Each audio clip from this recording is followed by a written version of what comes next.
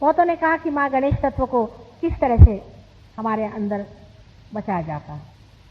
अबे आप लोग तो सब हमसे छोटे हैं उम्र में, यहाँ अधिकतर लोग, लेकिन हम लोग जब छोटे थे तब से हमारे माता पिता हम बताते थे लड़कों को लड़कियों को अपनी आंख पृथ्वी पर रखो,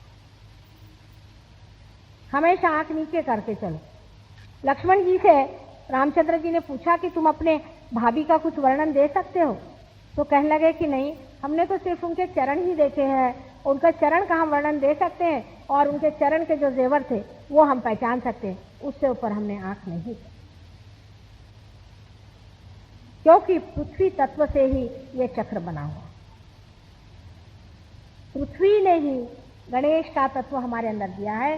the element of earth has manifested this within us, क्योंकि हमारे अंदर सारे ही एलिमेंट्स भी हैं।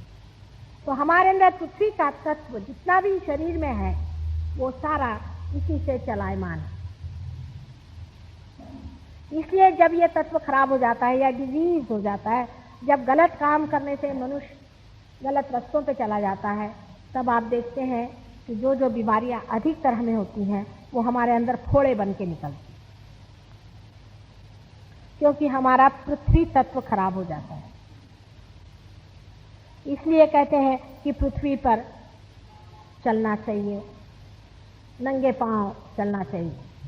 इससे पृथ्वी तत्व जो है वो हमें हमेशा हमारे अंदर की जो बुराइयां हैं उसको खींचते रहता है, निकालते।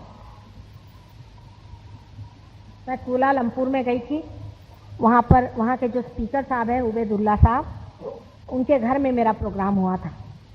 तो वहाँ हजारों आदमी आए और अधिकतर बीमार लोग थे।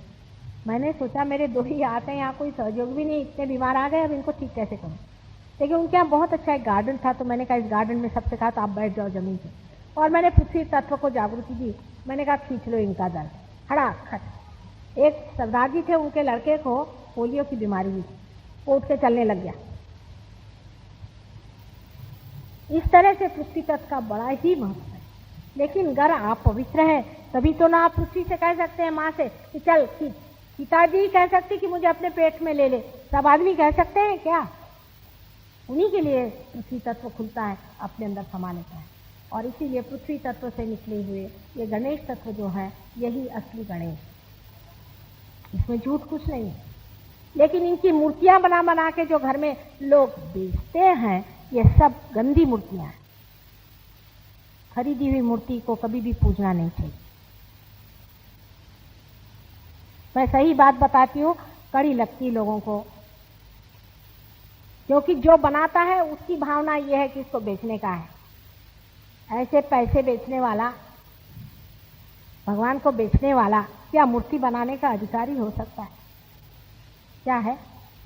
हाँ? चूहा, गणेश की बात कर रही हूँ तो चूहा आके चला गया। हाँ, गणेश, उसे चूहे ने कहा कि मेरी बात नहीं कर रही हो, गणेश की कर रही हूँ, मैं करने वाली थी। देखो इतने मंजिल पे चढ़ के चलाया, अभी मैं करने ही वाली थी तो वो चलाया। गणेश जी की सवारी चूहा। देखिए ये भी एक कमाल की चीज है, समझना चाहिए। बड़ा सिंबॉलिक, अपने यहाँ सारा जो है प्रतीक रूप है, सिंबॉलिक। कितनी बड़ी बात है कि चूहे की सवारी है, माने कितनी नम्रता होनी चाहिए। जो कि सबसे बड़े देवता हैं वो चूहे पे घूमते हैं। अपने यहाँ जरा से दो पैसे नहीं मिल गए तो गाड़ी बड़ी खरीदनी चाहिए, सबके सामने भाव भाव करके घूमना चाहिए, दिखाना चाहिए कि हम बड़े आदमी चले आए, चाहे वो ब्लैक का ही पैसा हो, चाहे वो किसी से मारा हो या ऐसे गुरु बन करके पीछे से लूटा हुआ हो, सब दुनिया को दिखाते हो।